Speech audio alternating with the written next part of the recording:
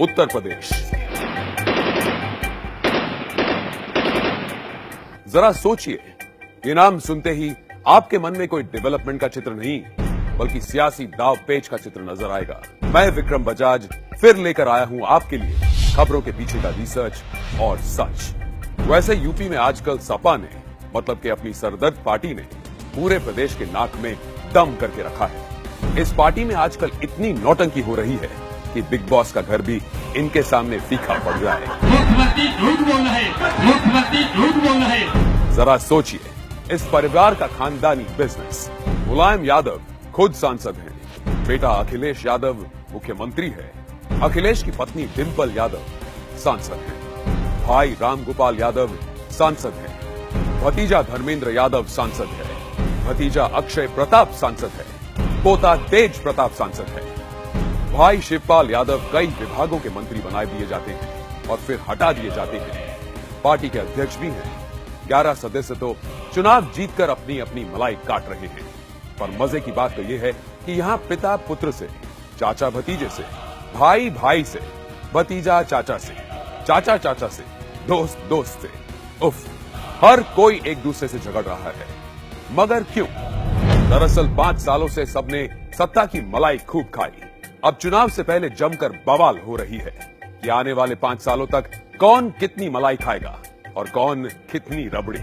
हाँ, बलात्कार, खून, लूटपाट तो होते रहेंगे, पर दादरी में मारे गए अखलाक के परिवार को 45 लाख का मुआवजा और 4 फ्लैट्स देना नहीं भूलिए। जरा सोचिए,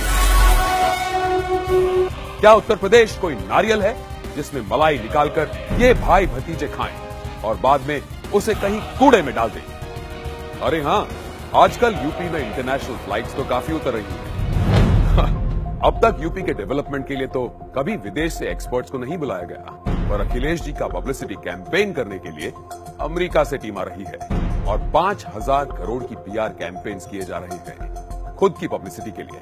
पर साहब, मलाई खाने की रेस में ये अकेले नहीं है। मायावती एंड कंपनी तो यूपी लूटो अभियान के पुराने खिलाड़ी हैं। क्या कमाल है ना। नेता बनने से पहले मायावती के पास चंद हजार रुपए भी नहीं थे और आज उनके पास 111 करोड़ की मिल्कियत है। अरे दलित का विकास गया साइड में, पर मायावती के सलाहकार सतीश मिश्रा की संपत्ति 9 करोड़ से 166 करोड़ हो गई है। महिला के नाम पर वोट तो मांग लेते हैं, पर दयाशंकर की बेटी पर अभद्र टिप्पणी करने के मुद्दे पर मैडम चुप्पी साध देती है।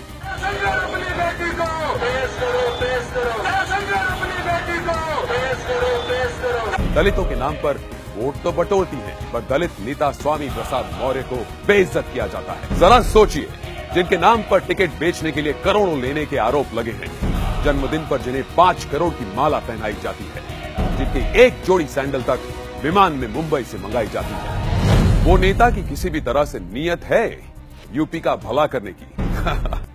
अरे, पर अब तक तो यूपी में कांग्रेस के बाल प्रचारक स्टार प्रचारक राहुल गांधी की तो हमने बात ही नहीं की। हंसिए मत, बच्चे हैं ना, इन्हें कहां पता आलू जमीन पर उगते हैं या फैक्ट्री में बनते हैं।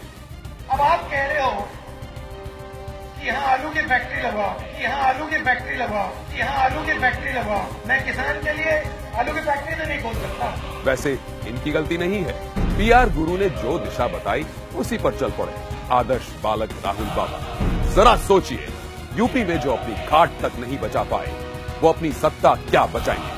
कभी जनता पर आरोप लगाकर तो कभी बुजुर्ग शीला दीक्षित को आगे कर जैसे तैसे अपनी इज्जत बचा रही है कांग्रेस पार्टी। अब जरा सोचिए, 2.5 साल होने को आए हैं मोदी जी की सरकार को। इतने टाइम में राजनीति करते क्या देखा हमने उन्हें? क्या मोदी जी की सरकार पर एक पैसे का भी भ्रष्टाचार का आरोप लगता देखा हमने? कभी मोदी जी को भाई भतीजावाद करते देखा हमने? मोदी जी ने पिछले 2.5 साल में छोटे से छोटे इंसान के भलाई के लिए योजनाएं लागू की हैं, चाहे वो जन धन योजना हो, प्रधानमंत्री उज्ज्वला योजना हो, मुद्रा योजना, स्टैंड अप इंडिया, ग्रामीण विद्युतीकरण योजना या उजाला योजना क्यों ना हो। तो अब आप जरा सोचिए, यूपी को क्या चाहिए? गुंडागर्दी या विकास, परिवारवाद या मोदी जी जैसा सक्षम नेतृत्व, भ्रष्टाचार या साफ सरकार? विकल्प सामने है, बस आप जरा सोचिए।